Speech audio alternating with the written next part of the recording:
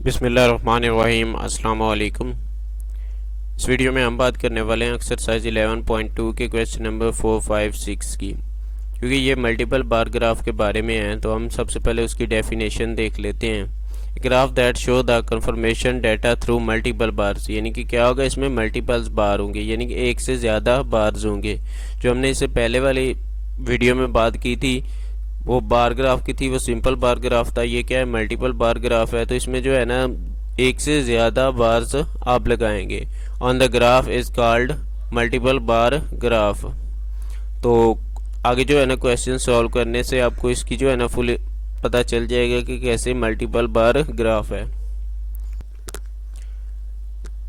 Consult vertical bar graph using the daily sale of jeans and dress shirts sale at Ali shops। वो कहता है कि आपको जो है ना यहाँ पर जीन्स और ड्रेस शर्ट्स के बारे में जो है ना डेली जो जितनी उनकी सेल होती है, यानी कि हर रोज़ की जितनी सेल हो रही है वो आपके सामने यहाँ पर टेबल में बताई गई है। The daily cell record is shown in the given table also represent the result on horizontal bar graph. तो आपने क्या करना है, इसका वर्टिकल बार ग्राफ और हॉरिजॉन्टल बार ग्राफ दोनों बनाने हैं।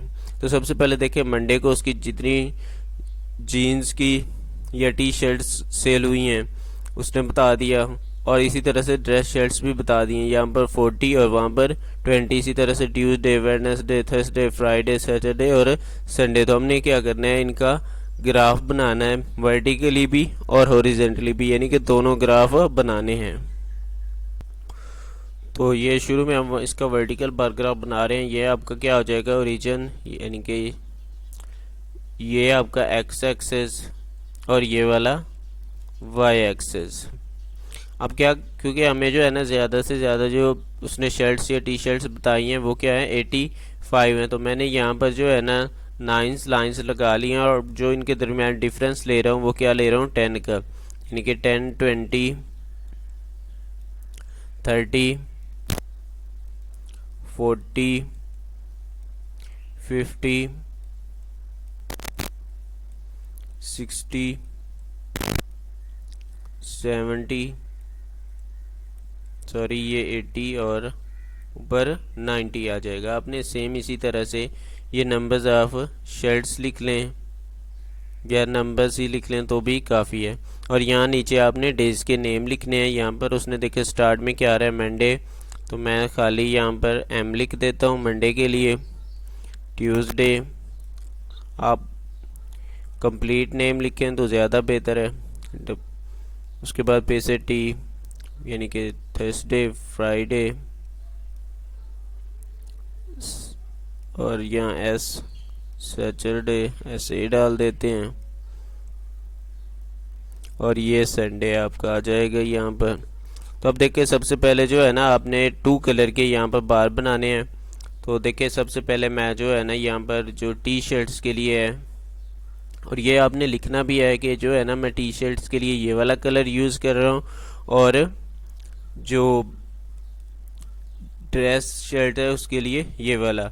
तो थोड़ा सा आपने क्या करना है, मैं यहाँ पर ये मेंशन कर देता हूँ कि टी शर्ट्स जो है उसके लिए जो कलर मैं यूज़ कर रहा हूँ वो क्या है, और जो ड्रेस शर्ट्स है उसके लिए भी।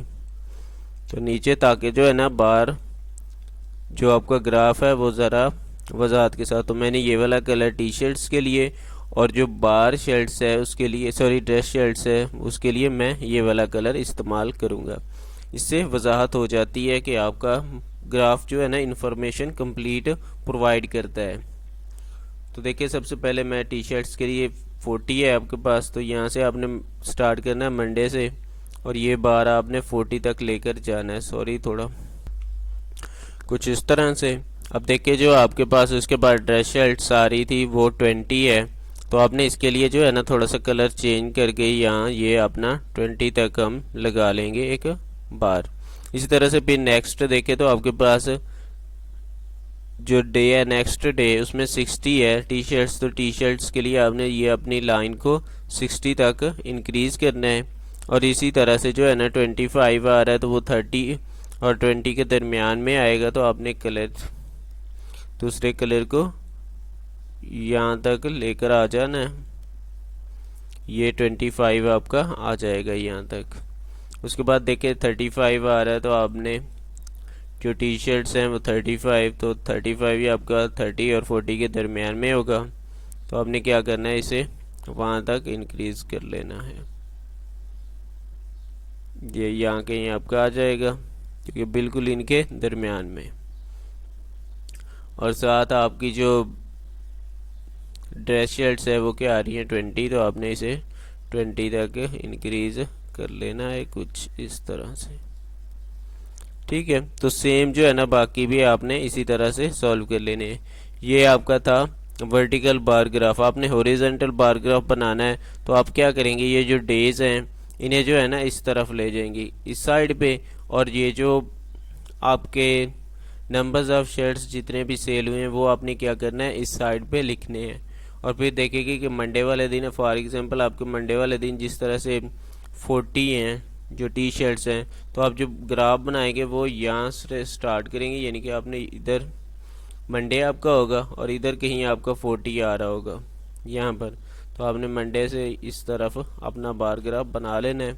और दूसरे के लिए भी आपको, क्योंकि दूसरे में 20 है, तो आप इस तरह से यहाँ तक आपका 20 आ जाएगा। तो ये ऐसे ऐसे आपका हॉरिजॉन्टल बार ग्राफ बन जाएगा। ये जो क्वेश्चन नंबर 5 है, ये जो है ना draw the multiple bar graph for the data given question 4, तो हम ऑलरेडी ये जो है ना बना चुके हैं, तो इसकी ज़रूरत नहीं है आपको सॉल्व करने के लिए। यूँ समझ लें कि जो है वर्टिकली है वो क्वेश्चन 4 का, और 5 के लिए आपने हॉरिजॉन्टल बार ग्राफ बना देना है। उसके बाद आ जाती है क्वेश्चन नंबर 6 की बारी।